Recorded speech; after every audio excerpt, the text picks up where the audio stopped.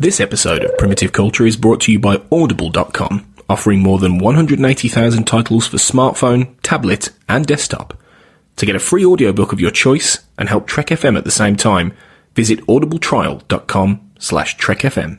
And also by Enterprise in Space, an international program of the non-profit National Space Society. Find out how you can help science and education and become a virtual crew member aboard the NSS Enterprise Orbiter by visiting enterpriseinspace.org. This is Tim Russ, Lieutenant Commander Tuvok on Star Trek Voyager, and you're listening to Trek FM. Open your mind to the past. Oh, this may mean something. It's a primitive culture. I'm just trying to blend in. Some people think the future means the end of history. Well, we haven't run out of history quite yet. Hello and welcome to Primitive Culture, a Trek FM podcast about our history, our culture, and how Star Trek relates to it. My name is Clara Cook, and joining me today is my fellow co-host, Duncan Barrett. Hello, Duncan. How are you? Hi, Clara. Good to see you as ever. You're looking a little pale today, Duncan. Oh, am I? I thought I'd spent enough time out in the sun that I'd be all right. You're feeling okay? You're not you're coming down with anything? As far as I know, but, maybe I should go and see the doctor just in case. Better safe than sorry with these, I think. Yeah, I mean, especially if it's, contagious and could spread to a lot of people. So today we are talking about epidemics. We're talking about epidemics in Star Trek, disease in sci-fi, and why are we looking at the subject? Like, why would we be talking about diseases and epidemics and pandemics, which are really huge epidemics in which a lot of people get ill and there's a huge death toll? And you're probably wondering, why are Duncan and Clara talking about, yet again, another very depressing subject? That's just how we roll, we pick the fun topics for you here on Primitive Culture. I mean, one thing to emphasise at first is that we are not doctors. We're not medical professionals. Mm-hmm. So the research that we have we're done... podcasters, we're not doctors. Yeah, exactly. We are not medical doctors. So if we make a mistake in some way in referring to something, some disease or some medical condition, please be kind. Should we offer any medical advice, you might want to take it under advisement. Yeah, exactly. Especially if you're feeling sick or you have spots on your body or, you're dying or something. The reason why I chose epidemics and why I dragged Duncan along for this disgusting ride is because I'm quite interested in diseases. I find diseases and especially epidemics themselves and pandemics quite exciting, quite interesting. There's something that very terrifying and frightening about the idea that the smallest creatures on the planet can actually have the power to destroy our society, destroy our culture pretty much in a very short space of time when there's a widespread pandemic. I think it sort of looms large in the collective imagination of anyone who owns a TV or has read the news or has read any history. And we're talking about the overwhelming destruction of a population by the tiniest of enemies. So a virus or a bacteria that causes widespread sickness, panic, devastation, and death. And so plagues and epidemics and infectious diseases is what we're going to talk about today. So first of all, what is an epidemic? What is a plague? And how is this different from other diseases? And what's a pandemic? Because that was something I wasn't all that clear about before we went into this. What's the difference between an epidemic and a pandemic? Well, so a pandemic is much bigger epidemic. But big epidemic, yeah. It's across multiple countries and multiple continents. So it made me think from a kind of Star Trek perspective, once you have a disease, for example, in Operation Annihilate, is it? I think, where there's some question about those fried egg monster virus things getting off the planet and onto another planet. Is that then a pandemic? What do we get after that? Intergalactic pandemic? A galactic-demic. A galactic-demic. Okay. Yeah, I mean, I would assume a pandemic in Star Trek would be something that encompasses a whole world, but you're right, if it does end up across several worlds or several colonies or several starships, I mean, could it be a pandemic if it's not even on a planet, if it's on several ships? Well, I guess we have ships in the real world, don't we, that carry diseases from one continent to another, for example, so... Possibly. Maybe. So just a little bit of background about the word epidemic. It comes from the Greek epi, which means upon or above, and demos, which is the people. It's the rapid spread of an infectious disease to a large number of people in a given population within a short period of time, usually 2 weeks or less. The epidemic may be restricted to one location. However, like we were saying, if it spreads to other countries, then it becomes a pandemic. So what are the factors that lead to an epidemic? several factors. Climate change, like if there's or seasonal change, so some diseases don't survive in cold weather, but if there's a sudden heat wave, they can kind of come back from being dormant. So environmental changes in living conditions. So if people are living in a situation where there's not good sanitation, or they're living in a situation where there's no food, that kind of thing, and they're malnourished, diseases are rife in situations like that. Certain times of the year. So there's always, obviously, we know in the UK, I don't know if this happens across the US, but in the UK there's a flu season. So part of this winter, everyone goes to the NHS and gets a little flu jab. And then there's also disease carriers. So like rats, fleas, mosquitoes carry malaria, rats, really disgusting. Carry plague. Yeah. Well, the fleas. I guess the rats carry the plague. Carry the fleas. Yeah, exactly. And the fleas spread the plague. Mm-hmm. And people with little or no immunity coming into contact with humans who have immunity to a particular disease. So the last one is the one that really interests me, because that's the kind of thing that I think that could have been explored more in Star Trek, which is that people coming into contact with other people, first contact, and they have a disease that they're sort of immune to, that they don't really think about, and spreading it to people who've never had that disease and so have no immunity. And I'm thinking of smallpox as a really good example of this. Definitely. I mean, I don't know if we do see that in Star Trek. We sort of see the opposite. Say in the episode The Quickening, it's established quite early on that Bashir and Dax are not going to contract the disease that is killing everyone on that planet. So I suppose you get this sense of immunity against an alien disease. But yeah, definitely that idea of what happened in the real world with smallpox, and particularly with the kind of Europeans coming over to America and infecting the native populations with smallpox, in some cases deliberately. I mean, there was that instance of whatever they wear, blankets or scarves or whatever, that were deliberately handed over in order to, specifically as a form of bacteriological warfare, really, to put smallpox into that population with the idea of killing them. Yeah, it's true. I mean, smallpox is probably the biggest example. I mean, there are other examples of, like, especially in parts of South America, of people catching something quite simple, like a respiratory illness that we would all have immunity to.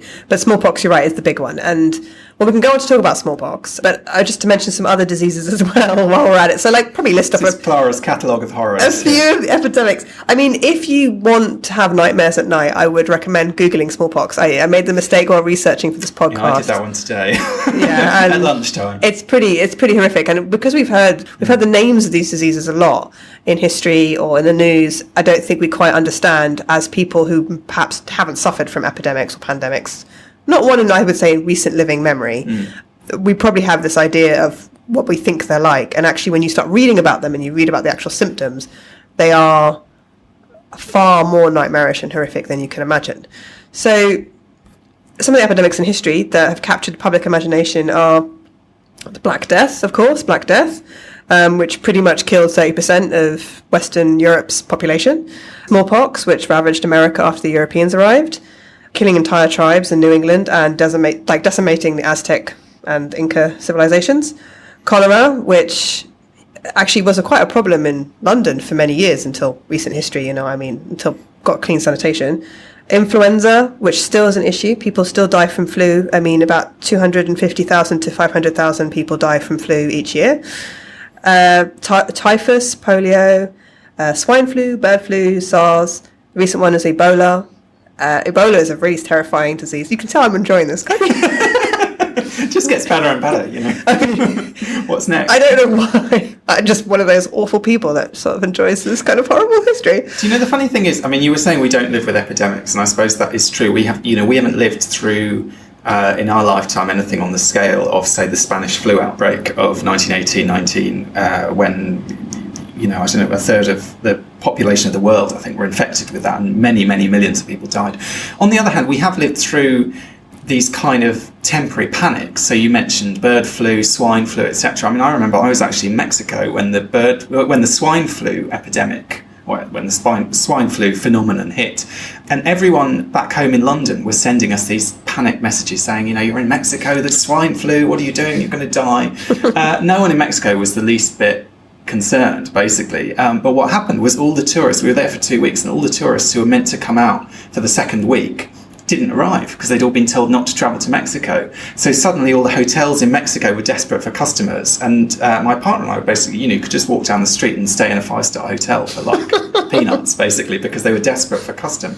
But there was this kind of weird sense I got then of like the panic being way out of proportion with the actual crisis, if you know what I mean, insofar as the people on the ground were just like, yeah, well, you know, it's not that, it's no big deal. No one was particularly concerned. People were not panicking in the streets, but the people who were reading their newspapers and watching the TV news and so on and emailing us every day were in a state of kind of great alarm about it, because they saw it as this kind of, terrifying epidemic. And I suppose that's one of the things which we see a little bit of in some of the examples in Star Trek, I guess, of the sort of psychological impact of an epidemic taking place, of that kind of being trapped, not being able to escape it. I mean, I'm thinking, for example, in the Deep Space Nine episode Babel, where there's this disease which seems to be confined to the station, and they're very keen to quarantine it on the station. But there's this one captain who's desperate to leave. He's kind of panicking, and he actually tries to sort of forcibly remove his ship from the station, even though that means he'll then be carrying the disease on.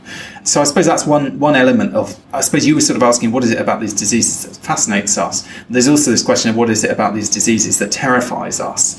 You know, possibly out of proportion to the specific danger in a given case, but at the same time, obviously, you know, you talk about plague, you talk about the flu epidemic of 1918, you talk about these kind of instances of diseases that have killed vast numbers of people. It's not surprising that there is a kind of residual panic attached to these things for us. Yeah, I think probably the biggest thing one of the biggest things that scares people about epidemics or pandemics, especially ones that have a very high contraction rate, like a very high sort of spreading rate, and also a very high death toll, is that we're used to, I think, in the public imagination now, and just now, like our society, we're used to the idea of people dying from disease when they're very young or they're very old. So every year, a certain number of people die from flu, right? But the people who get the free jab on the NHS, flu jab, are people who have asthma or have had cancer, or people who are older, or people who are pregnant, people with babies. So we have this idea that like we expect those people to suffer, and we expect those people to get the disease, and we expect those people to die. Now, of course, that doesn't come for anyone who has an elderly parent or a young child or a pregnant partner. But the diseases that I'm talking about, the diseases that people, until very recently, really, until like even just 100 years ago, would suffer from, and in the ancient world was something that was a common occurrence, are diseases that kill people in their prime, people in their young, kill people like us, people who were in their 30s, who were healthy. So there was no real protection against it. And they didn't just kill you, they killed your parents, and they killed your friends, and they killed your family. Entire family. They killed your entire village, yeah. And there's people who did survive, whether it's through some sort of natural immunity that they had somehow genetically, or because they were somehow stronger in some way, or they did some sort of strange remedy or something that, you know, or they were just lucky. Those people will often be left with no one that they were related to or that they knew, because everyone else had died. And so whether or not a civilization or society survives in the event of a pandemic isn't actually really down to medical professionals. It's not down to scientists. They are the ones that will find some sort of cure or vaccine or some sort of treatment. But it's actually down to regular citizens and human beings, regular people like you and I, because the regular people like you and I are the ones who tend to behave badly when there's some sort of medical crisis. They are the ones that sort of spread rumors. They are the ones that, the scapegoats, like a particular group of people in society are blamed for the disease. I mean, a lot of people blamed the Jews for the Black Death at one point, and so there's discrimination against Jews. They're the people who don't bury the dead bodies, so the dead bodies line the streets. They're the people that spread the disease because they flee a quarantine. So just like we were just talking about in Star Trek. So in a way, it's a perfect subject for science fiction. It's the perfect subject because it's asking what would you do in a very difficult, morally difficult, but also very frightening situation. And I feel that Star Trek's very much addressed that in terms of other catastrophic events like war, or some sort of big diplomatic issue, or you think about how many people have died through other means in Star Trek. So what I wanted to know is, why haven't they done a giant, big, glorious epidemic episode? Well, or even like a series. I mean, you could have Starfleet Medical Corps ship, trying to solve the problem, I guess. I mean, yeah, it's true. They tend to be quite sort of self-contained storylines. I mean, I guess we were talking earlier about the idea of weaponizing disease. You do have, towards the end of Deep Space Nine, that disease which is afflicting changelings, which has actually been kind of engineered by Section 31. That's So true. you do have there that idea of a kind of, that is, I suppose, an ongoing storyline about a kind of a disease in a sense. But yeah, you're right. Maybe that's something that we don't tend to see. It tends to be quite episodic. It's quite sort of localized. I mean, there's usually some form of quarantine in place insofar as if it's taking place on one planet.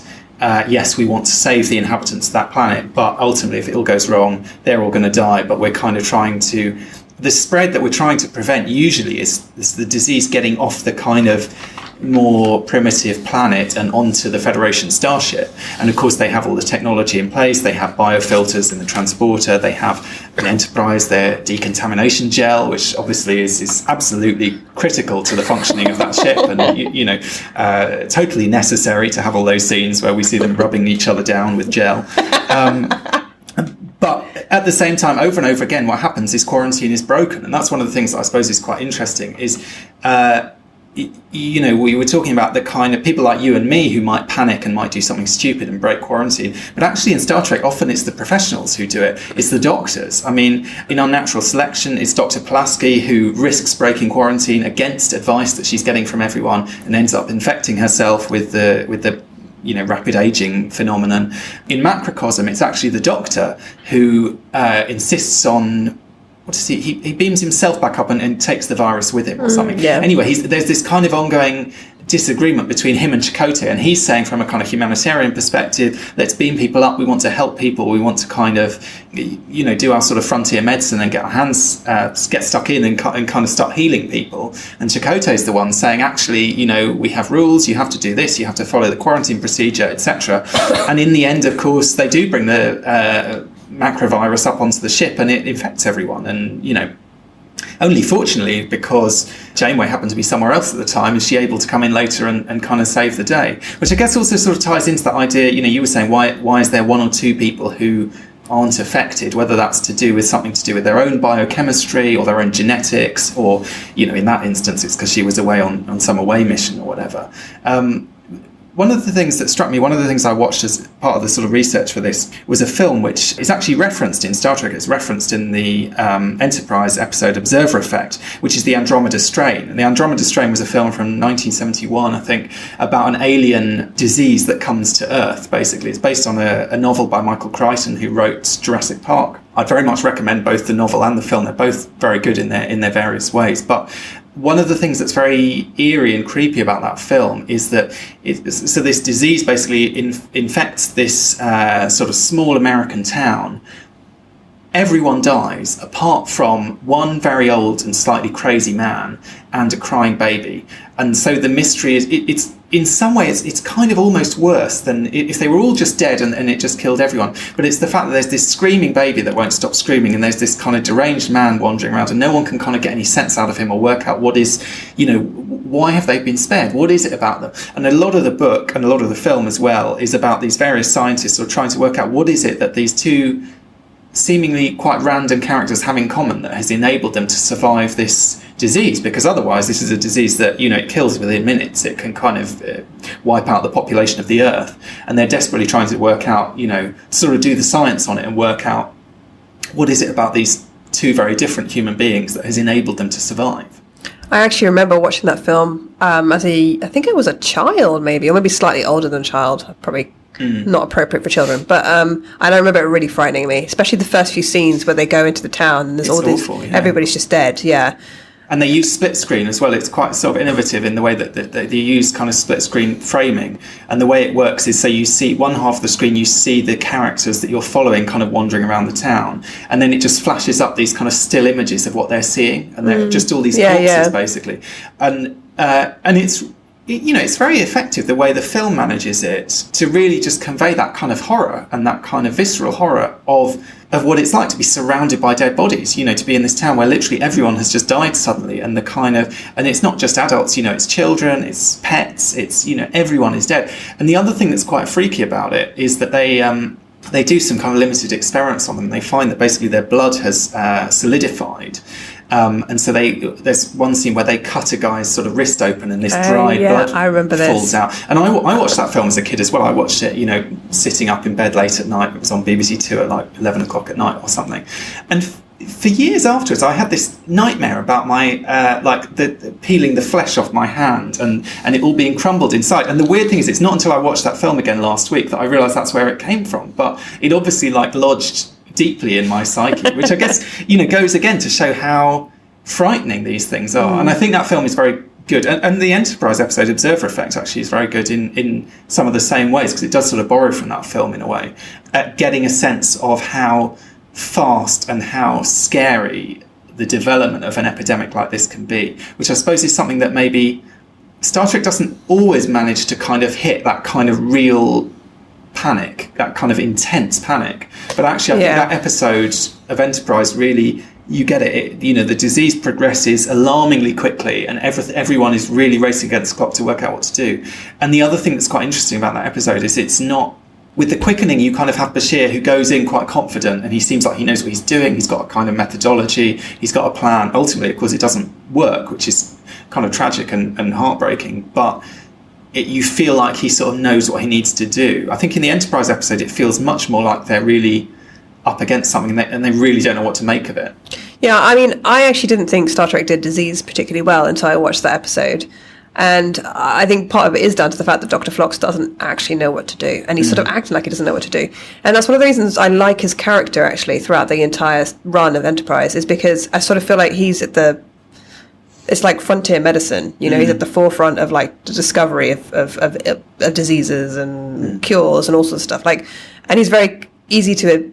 It's very quick to admit that he doesn't know what he's always know what he's doing. Whereas you're right, Bashir just seems to have this inner confidence, and he just goes ahead and sort of saves people. And he has a sort of developed sense of 24th century medicine, and he's going to apply all of that knowledge and all of that methodology to finding a cure. And I suppose that's the difference when you look back at some of these diseases through history. I mean, there's a novel called Doomsday Book. It's a science fiction novel about a sort of future historian who goes back and ends up in basically in the middle of the Black Death in kind of plague times.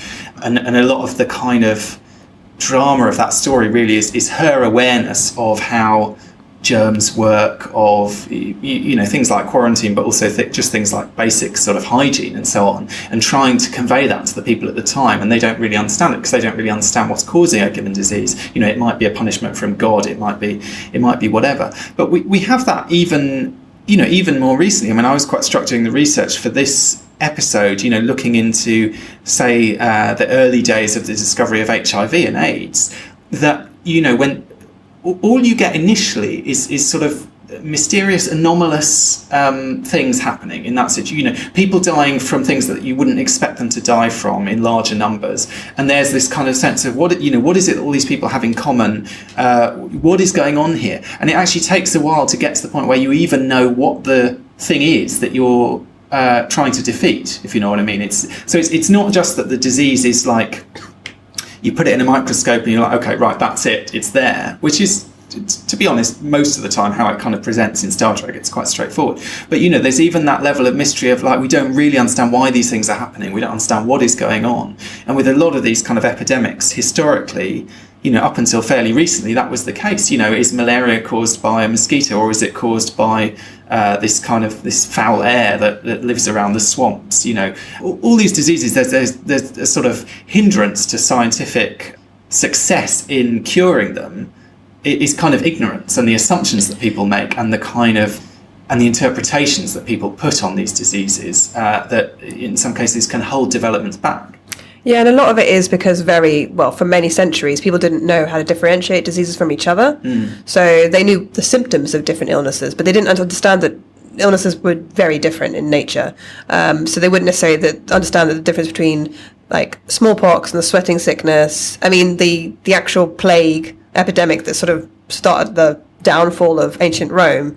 I mean, we only have descriptions of what the symptoms were. We don't actually have an actual diagnosis because at the time people didn't quite understand the difference between one illness and another. They would just call it the plague, or they just call it the Black Death or something. They wouldn't necessarily know it was a pneumonic plague or bubonic plague, that kind of thing. They couldn't necessarily tell the difference. And now they think it was smallpox that actually struck Rome in the time of Marcus Aurelius and actually started to basically destroy the infrastructure of ancient Rome. So, but some people still say, well, maybe it was something else, but they probably think it was smallpox. So that part of it is people didn't know because they didn't have the medical knowledge, but they also didn't necessarily think to differentiate diseases from each other. And there's one thing that doesn't appear in Star Trek, which you did actually mention here, which is very much connected to AIDS, which is that, and it does appear actually in other science fiction. I'm thinking of Babylon 5, the TV series Babylon 5. There's a really good episode about an epidemic in Babylon 5 called Confessions and Lamentations. Called Confessions and Lamentations. Yes, that's right. And that's a really good episode. If anybody wants to see how an epidemic in sci-fi should be done, that's definitely a good example. And there is an element, there is an aspect in there also to do with the social stigma of being ill and having contagious disease.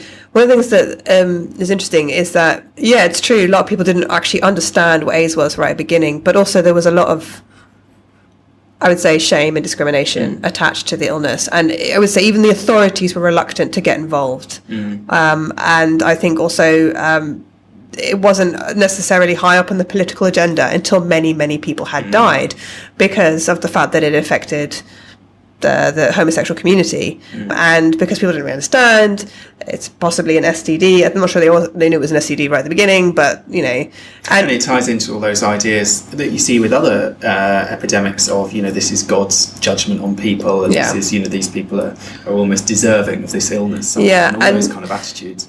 And the big one that comes to mind as well is syphilis. So a lot more people were affected with syphilis than we actually realise, because even today modern historians are unwilling to say that somebody who is a high-profile writer or poet or philosopher or scientist, who's well-known in history that we all look up to because he's done something great, and it's normally a he, let's be honest, because women's history isn't as well covered, actually had syphilis. But they will be showing symptoms of syphilis. And because there was so much people are going to have sex, they're just going to do it, right?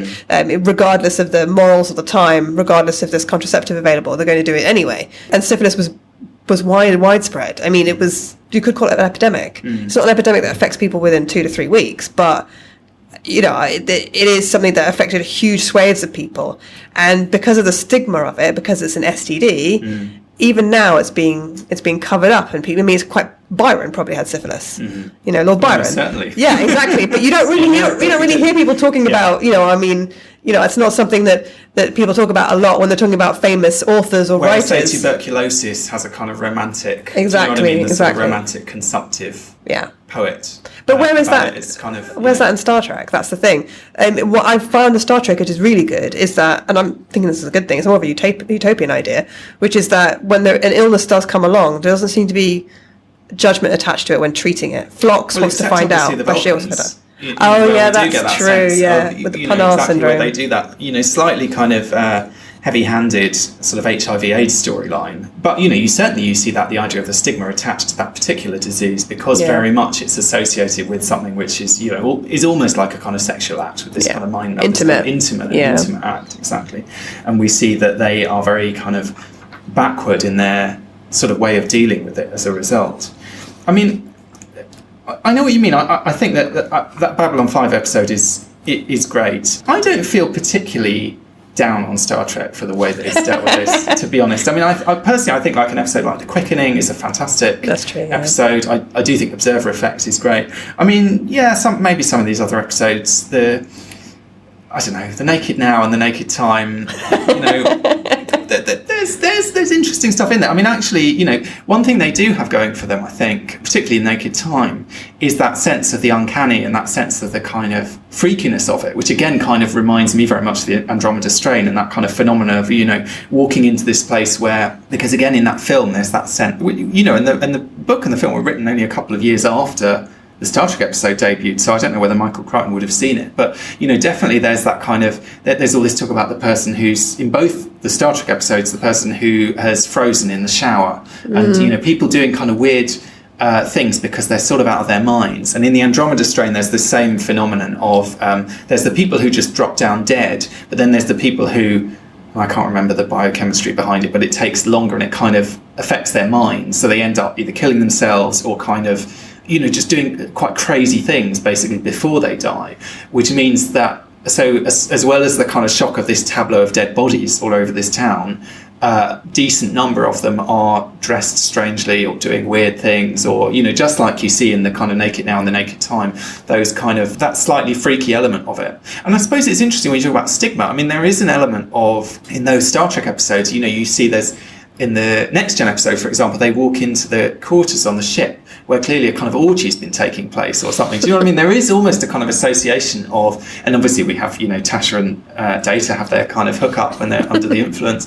There's this kind of weird association because it's being likened to intoxication in that situation, that it is a disease which basically makes you lose your inhibitions, you do wild, promiscuous, slightly out of character things, and then you die horribly. So weirdly, it's kind of got that polywater intoxication has got the kind of whole thing rammed into one disease, if you know what I mean. It's sort of almost built the stigma into the disease because it makes you do things that afterwards, you know, as Tasha says, it never happened. Afterwards, you're going to regret, and then it kills you. I think the whole idea of stigma with illness is that the stigma prevents people from actually being rational about the illness and preventing it from spreading, and it prevents people from actually being treated. So if we were more honest about like AIDS or syphilis, or I mean with the polywater disease, they're kind of, it's affected them, so it's not like they're affected and they still have their rational minds, so they can't really make a judgment about whether or not that, you know, there's a, you know, how they feel about it. But it's the stigma prevents people from actually making rational decisions, and that's the big problem when it comes to pandemics and epidemics. I mean, other than the fact that people are dying, obviously, that's the big problem. Number one is that it makes you ill and you die. But the second big problem is that people lose their rational judgment and society starts to break down. And then you get, you know, lawlessness, and you get people behaving really badly. And then you do get people breaking quarantines, and you get people blaming people, and then you get violence and all sorts of stuff. And I mean, one of the things that I thought was really good about the episode Miri, which is the, you know, the original series episode, is that you kind of see that, you don't see it with adults, because obviously all the adults are dead by that point, but you have seen the destruction of a society, and the only people left are the children, who aren't affected because they're prepubescent children, and it's obviously brought on by some sort of hormonal change. It's the Enterprise crew trying to be irrational. They're trying to keep their rationality together while at the same time being frightened. I mean, Yeoman Rand kind of has that freak out moment. Of course, the female character has a freak out moment, but she has that freak out moment. And it's very much connected to her the way that she looks, right? She starts to freak out because she's going to look different. And I was like, no, it's not rational, man. Come on.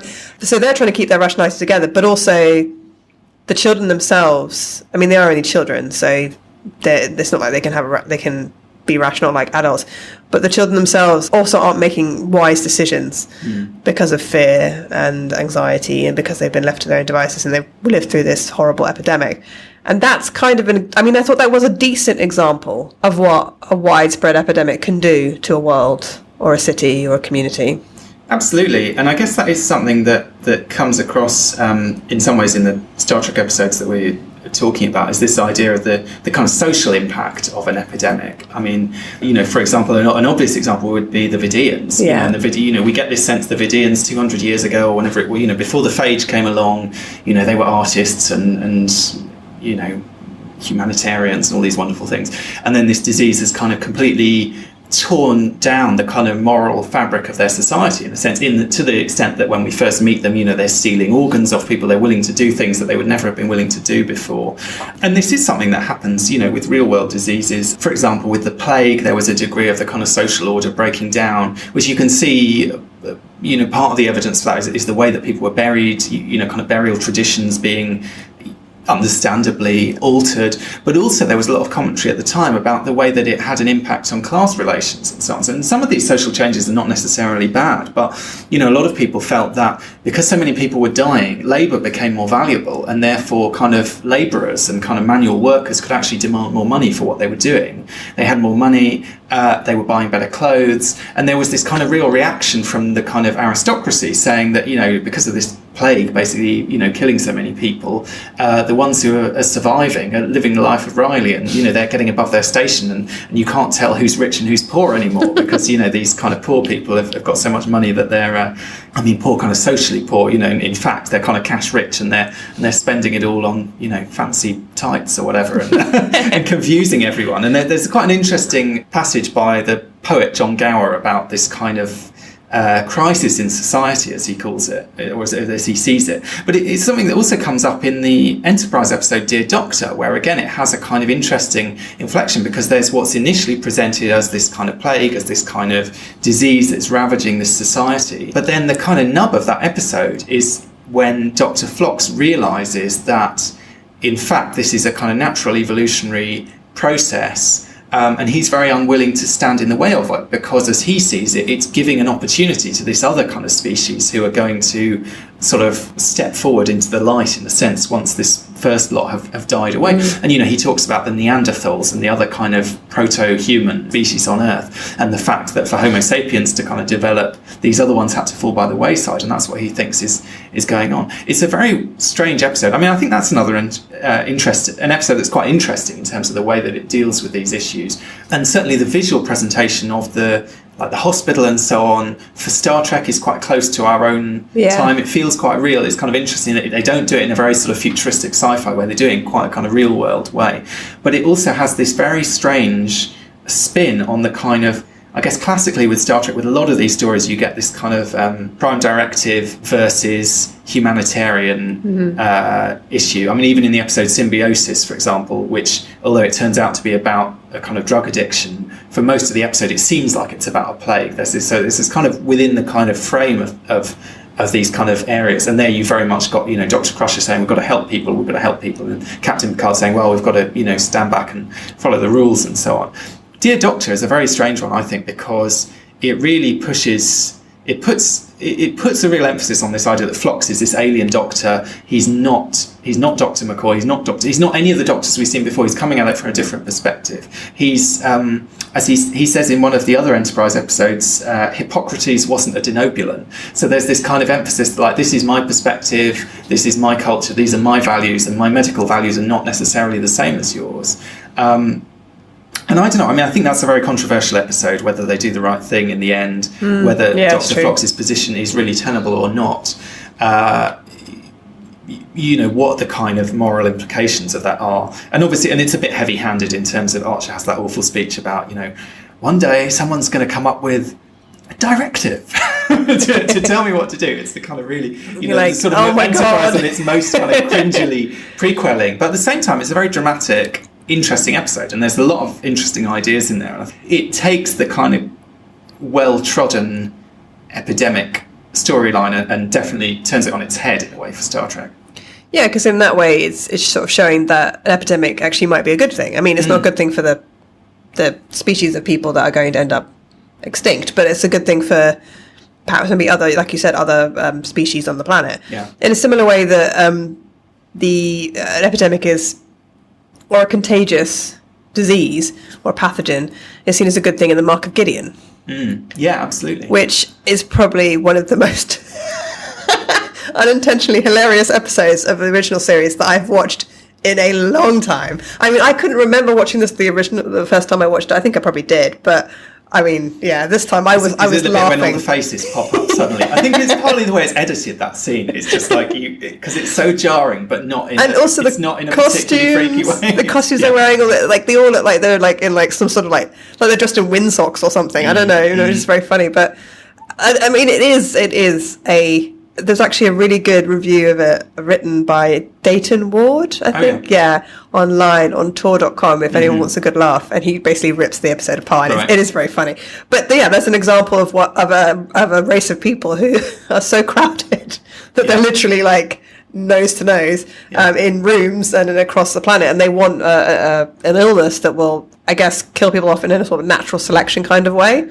There's some serious Prime Directive issues with that episode. But it's interesting because actually in real world history, obviously a lot of these diseases that we talked about historically, they did kill huge numbers of people. Yeah.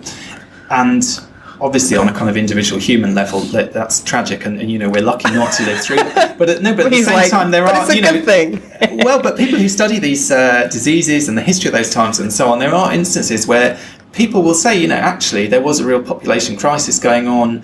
This reduced the birth rate. This reduced these various different things, particularly diseases, because sometimes there are diseases that don't target the elderly, don't target the children, but target the kind of breeding generation, if you know what I mean. And then you do have a real impact on like how many kids are born the next day. I think next year. I don't know. I think that would be a maybe a suspect, but rather okay argument if there hadn't been epidemics that had wiped out whole populations of indigenous people. So, for instance, the Aztecs and the Incas. That they aren't here today. We have basically ruins. Maybe they wouldn't be here today anyway, because all empires rise and fall, don't they? But I think they fell well before their time. And it was because great swathes of people died from a contagious disease that they had no immunity to. And there is something to be said. There is some sort of responsibility that you bear, I think, as a people or a culture making first contact with another bunch of people. I guess in those days they didn't understand disease in the same way that we do now. But in terms of Star Trek, they really do. So first contact, we never get the real sense of first contact, actually anyone worrying about the fact that they might be passing on some sort of illness. I guess it would have to cross the species barrier, right? There is a really good book that I would recommend called Star Trek book called IDIC, Epidemic. And it's all about a colony filled with Klingons, humans and Vulcans, and about an epidemic in which actually crosses the species barrier. And it does actually lead to civil unrest, and it can lead to a possibility of violence. And McCoy is very heavily involved, with a whole bunch of other doctors. There's a whole swathe of characters from different species who are doctors and medical professionals. And it primarily affects the Vulcans to begin with, and then starts to affect other people. And so if there was an illness or an epidemic that would, or some sort of contagious disease that would cross the species barrier, that is something you would have to think about when you're meeting another species for the first time. And I think you do bear responsibility. I think the Spanish are responsible for the decimation of the indigenous South Americans, and I think settlers, sort of Western European settlers are responsible for the decimation of whole large communities, practically cities, to be honest, of Native American Indians who are on the east coast of the US. So, and I think you have to wonder, like, who were those people? Who would they would have been? Like, I mean, some cultures did die out. Like, what were their cultural practices? What was their society like? What would their ancestors or descendants go on to be like? I mean, a prime example is that Shakespeare's son died of plague, and we don't know. Maybe Shakespeare's son could have been the next Shakespeare. I mean, so you're right. There is a sort of natural selection element of it, but the problem with a disease, similar to war, is when you let out the box. There's no real way to rein it back in. Really, is there? True. Unless you have some sort of vaccine. But it took centuries and centuries to get a vaccine for smallpox, and it is probably, I would say, one of the single biggest medical miracles. Well, it's not miracles. It was hard science that led to it, but it's one of the single biggest medical advancements of all time is the smallpox vaccine. And it was, I think, in 1979 they managed to completely eradicate smallpox. If you think about 1979, I was born in 1983. It's not that long ago. So before that, it killed millions and millions and millions of people. So you could say it's a natural selection aspect to it, like in the sense that we might have less people on the planet now than if all those people hadn't died of smallpox. But we're also talking about a huge amount of human potential. Yeah, just to be clear, I'm not really advocating the Dr. Flock's position. So I'm with Captain we never Archer, see those. We never see those aliens again, so we don't really care about that. But first contact, first contact definitely is a potentially dangerous situation. I guess what we see it in the Voyager episode, the disease, in terms of sort of STDs and sexual contact. That there's this kind of sense that has to all be vetted and agreed in advance and so on. Whether or not Captain Kirk was filling in those forms, week by week, who can say? But anyway, they seem to have some kind of system in play.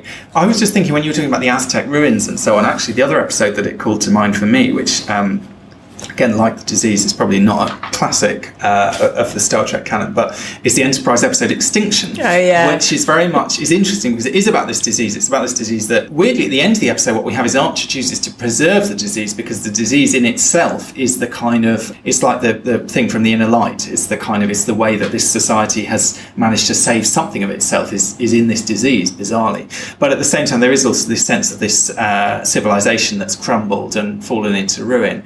And there's also that sense in that episode, and there is in a lot of these episodes, of the other people who are trying to eradicate the disease and kind of the danger of overkill. So you get in that episode those guys with the flamethrowers, and they even end up incinerating their own one of their own people because he gets infected. In Macrocosm, for example, you've got the tac, is that what they're called? The weird kind of interpretive dance aliens who turn up and want to sterilise Voyager by basically blowing it up. I kind of like that episode. It's weird, but yeah. They're one of the many weird things about that episode, but yeah.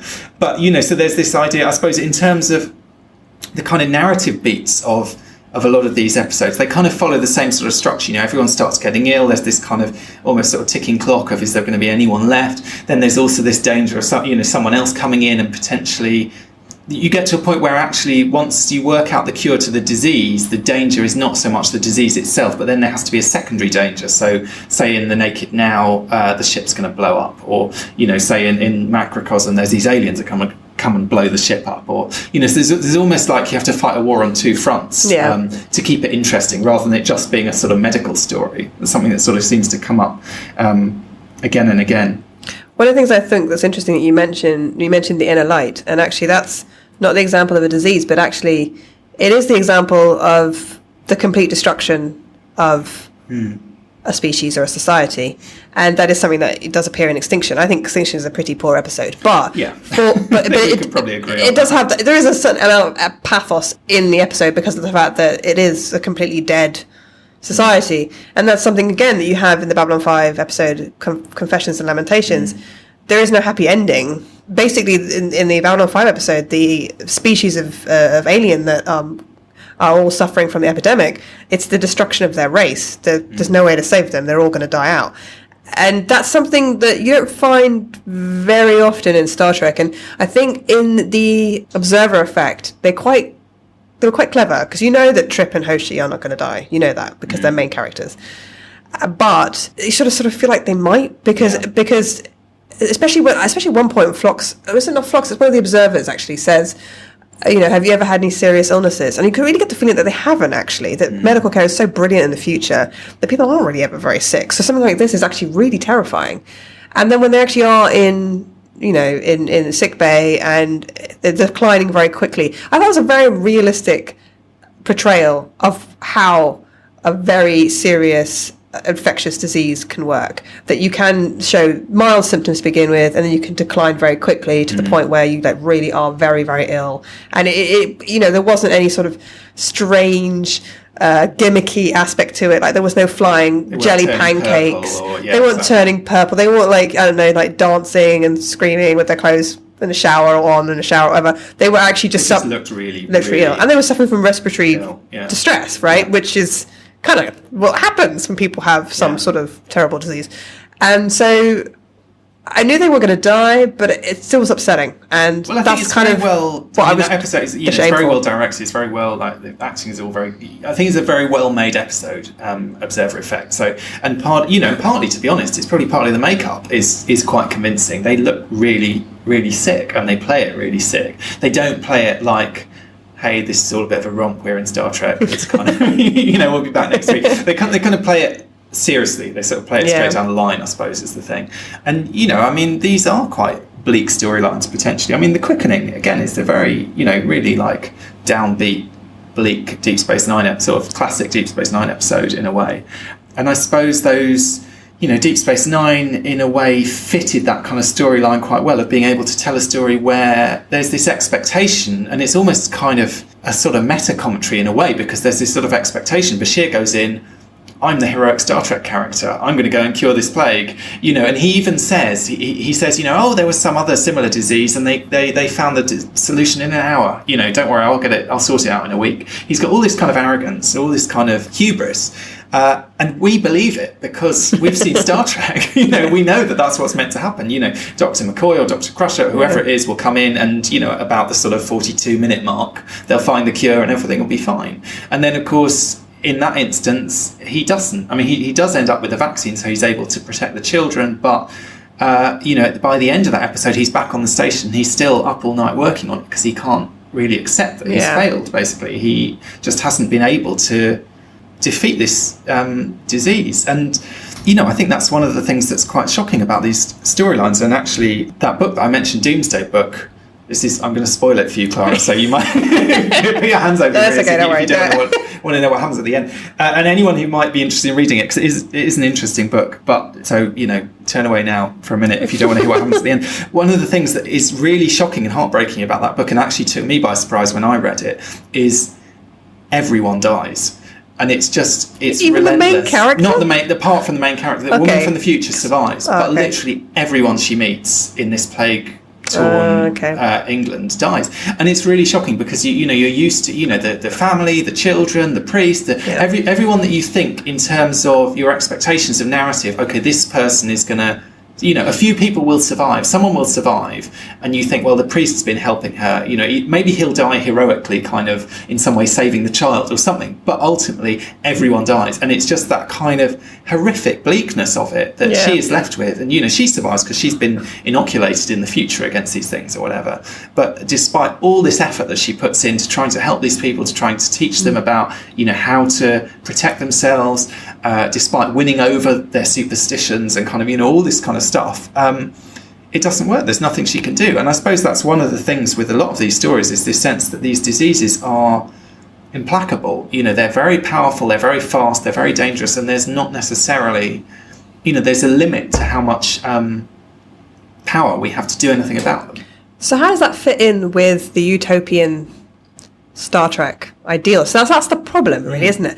Because Star Trek isn't dystopian sci-fi, it's utopian sci-fi, right? So what I find a lot with a lot of the medical episodes, and this isn't just infectious diseases, this is anything to do with like injuries, anything to do with medical episodes, is there's almost always some sort of cure or some sort of treatment that is pulled out at the last minute. Some doctor or whatever has come up with the idea, or he's trying something revolutionary, or they have technology that will support them and save them and everything.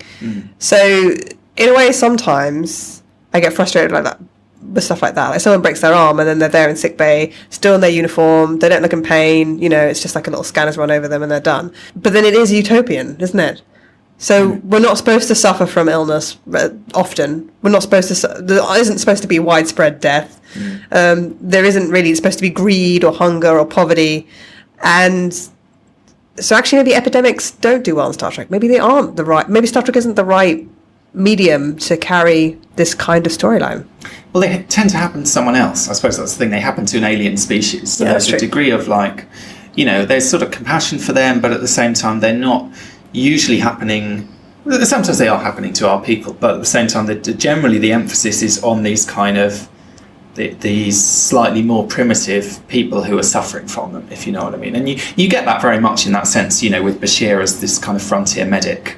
Almost is quickening is almost his sort of Médecins Sans Frontières kind of episode, isn't it? He's going down those, rolling his sleeves up. He's going to help the natives, and there's definitely that kind of in that episode, as I said before, the Starfleet characters are protected.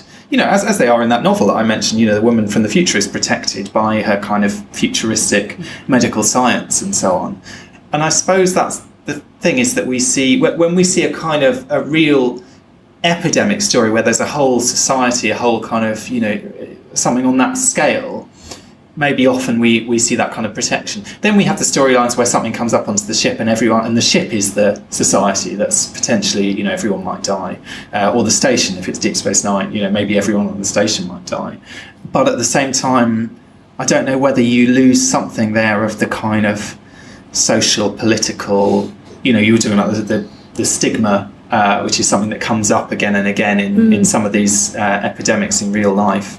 And actually, interestingly, we were talking about the Mark of Gideon. I mean, the Mark of Gideon, what you have is Kirk is almost going to be celebrated as this kind of bringer of disease. But of course, in reality, there's the stigma of people who suffer from a disease. If it's, HIV or something, there's a stigma attached to that. But there's also, the character Kirk is playing there is the Typhoid Mary character. The Typhoid Mary character is an absolute, despised, reviled, kind of stigmatized person. The person who can infect other people with a disease while not even suffering from it themselves. And the story of Typhoid Mary, she was Mary Mallon, I think her name was. She was an Irish cook in New York, and she would basically go from family to family. She was carrying typhoid, but not affected by it herself. And so because she was preparing the food, the family would all get ill and die, and then she'd go on to another job, and then, you know, a few months later she'd crop up somewhere else. And it was only, you know, someone who'd been investigating these cases and realised that this Irish cook was the kind of common factor, and then, you know, first of all sort of took the story to the press, I think, and then got the police involved, and she ended up basically locked up, I think, for the rest of her life. Even though, in a sense, she was never allowed to be free. Exactly, and she was very indignant about it, and sort of, you know, saying, "Look, I haven't done anything wrong. You know, why are you all blaming me for this?" But there was absolutely that sense of, you know, right, we can. I mean, accurately in this instance, but there's an element of kind of like, let's pin this on this person. This person is responsible. And obviously, in the case of a disease, I mean, we have laws, for example, about if you knowingly infect someone with a disease, you know, what are the kind of legal ramifications of that? If you're HIV positive, for example, is there an obligation to disclose that to someone if you're, you know, if they might be at risk of developing it? You know, definitely there's that interesting sort of switch where someone goes from being the victim of a disease to a sort of perpetrator of disease almost, and weirdly that's the role that Captain Kirk is being asked to play in that episode, but with the kind of weird inversion that he's going to be a kind of hero for doing it rather than a villain. Yeah, that's true. It's very true. Like, he's like a welcome Typhoid Mary, isn't he? He's a Typhoid Mary that they want cooking their meals. Yeah, exactly.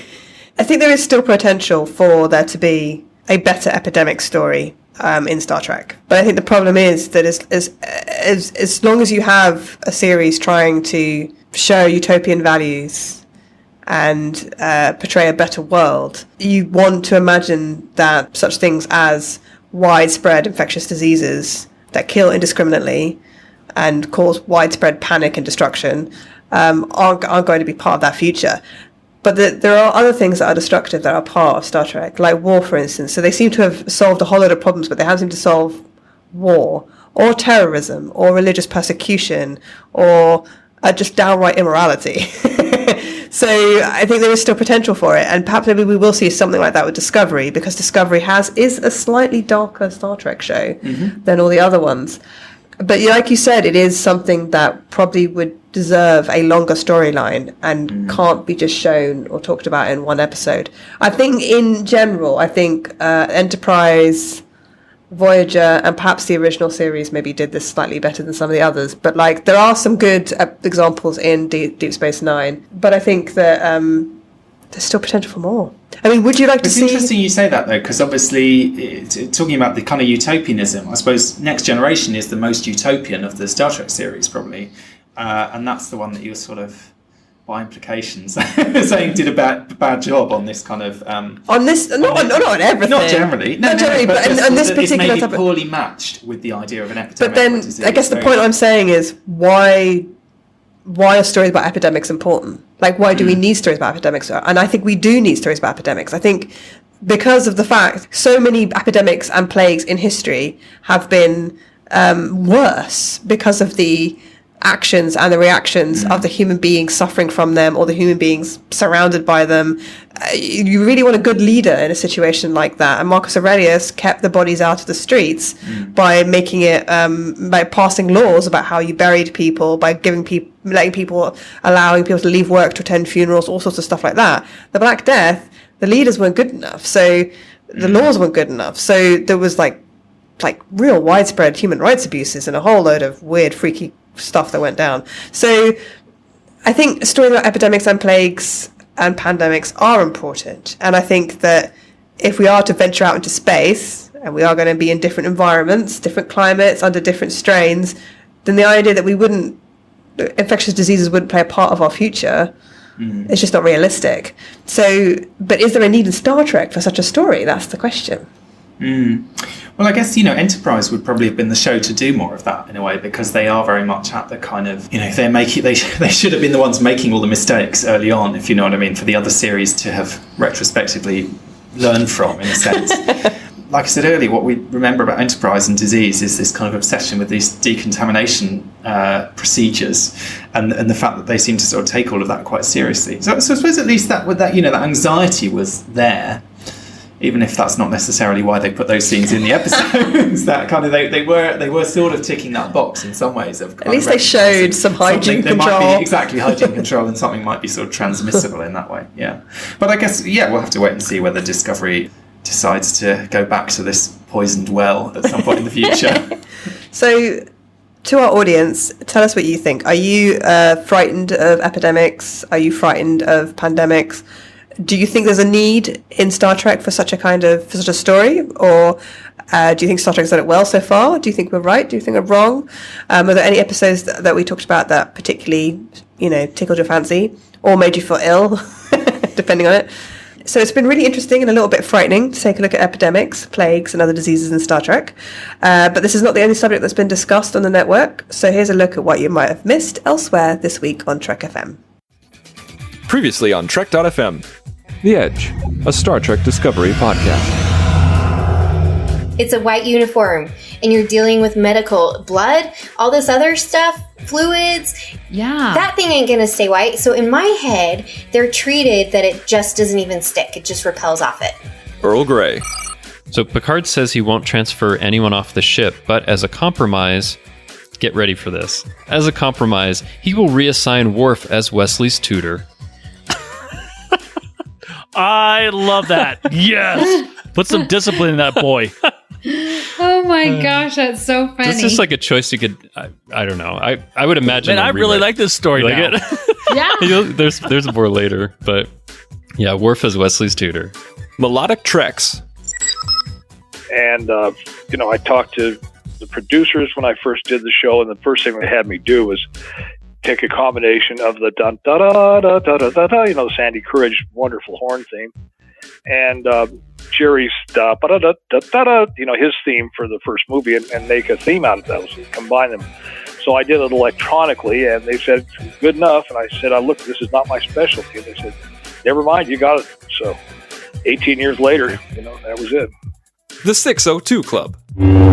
I did definitely feel what you're saying, Matt, like it was a Bond greatest hits in that opening sequence. You've got Russians again, or supposed to be in Russia. You've got, a group of terrorists all gathering together about, all these different weapons, and you're trying to ID people, and then, we of course bring back in M, and then she's having to argue now with the government and the military, and then I like that they kind of bring in Bond in a subtle way, calling him White Knight this time. That was cool, but yeah, I think otherwise it feels very familiar, but in a great way. I feel like Arnold dealing with the music, and then the actors as well taking good direction made a lot of intensity in that scene. So you don't feel like you're moving into the film slowly. They're coming at you full force, and then, Bond runs off with the plane. So I really liked it. And that's what else is happening on Trek.fm. Check out all these shows and join the conversation about your favourite corner of the Star Trek universe and beyond. You'll find us wherever you get your podcasts. If you're an Apple user, be sure to hit the subscribe button in Apple Podcasts on iPhone, iPad, or Apple TV, or the desktop iTunes app to get the latest episodes as soon as they're published. And please leave us a star rating and a written review. If you're not an Apple user, we've got you covered as well. You can find our shows on Google Play Music, Stitcher, TuneIn, Spreaker, SoundCloud, Windows Phone, and in most third-party apps. And you can stream and download the MP3 file from our website or grab the RSS link. We'd love to hear your thoughts on today's show, and there are many ways for you to do that. The best place is to join the larger conversation at the Babel Conference, our listeners group on Facebook. Just type in Babel, that's B-A-B-E-L, into the search field on Facebook, and it should come right up. If you'd like to send us an email, you can use the form on our website at trek.fm/contact. Choose to send to a show and select Primitive Culture. That will come right to us. You can also find the network on Twitter at TrekFM and on Facebook at facebook.com/TrekFM. We are Primitive Culture, and we are your hosts. My name is Clara Cook, and you can find me on Twitter at ClaraJeanMC. My co-host is Duncan Barrett, and you can find Duncan on Twitter at Barrett's Books.